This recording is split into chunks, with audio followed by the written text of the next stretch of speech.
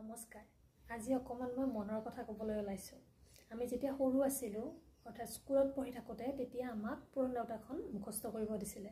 আৰু পুৰণ নেওতাখনটো আমাৰ মুখস্থ নহয় নোহোৱাৰ কাৰণে আমাক কি কৰে ছাৰ বা মেমে মানে বেটেৰে পিটে, আঠুকাৰিব দিয়ে, এইবিলাক কৰিব দিছিলে। আৰু তাৰ পিছতো আমাৰ পুৰণ নেওতাখন মনত একেবাৰে নৰয়।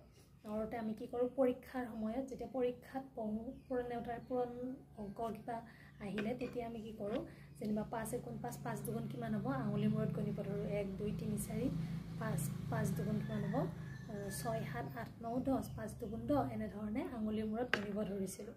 আৰু তেতিয়া এগৰাকী মেমে আমাক কিছুমান ট্ৰিক শিকালে, যে কিছুমান শ্বৰ্টকাট ট্ৰিক আছে যিবিলাকৰ সহায়ত তোমালোকে মনত ৰাখিব পাৰিবা বুলি আমাক মানে এই কিছুমান ট্ৰিক শিকালে।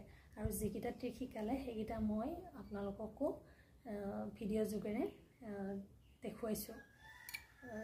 হয়তো আমি যেনেদৰে নোৱাৰিছিলোঁ সহজ সৰলভাৱে পুৰণ নেওতাখন মুখস্থ কৰিব, তেনেধৰণে হয়তো আপোনাৰ ল'ৰা ছোৱালী বা আপোনাৰ ভাইটি ভণ্টি যোনেই নহওক অকণমান মনত ৰাখিব টান পায়। গতিকে যেতিয়া আমি এইবোৰ ট্ৰিক ব্যৱহাৰ কৰি সিহঁতক শিকাব ধৰোঁ তেতিয়া সিহঁতৰো পটকৈ মনত ৰয়। আমাৰ যেনেদৰে মনত ৰৈ গ'ল সিহঁতৰো তেনেকৈ পটকৈ মনত ৰৈ যাব। আৰু মই এতিয়া 2 ভাগৰ পৰা 9 ভাগলৈ ইতিমধ্যে দি উঠিলোঁ। আৰু আজি মই দিব ওলাইছোঁ পুৰণ নেওতাৰ 10ৰ ভাগটো। এতিয়া আহকচোন আমি 10ৰ ভাগটো কেনেদৰে কৰিব পাৰি সেইটো শিকি লওঁ।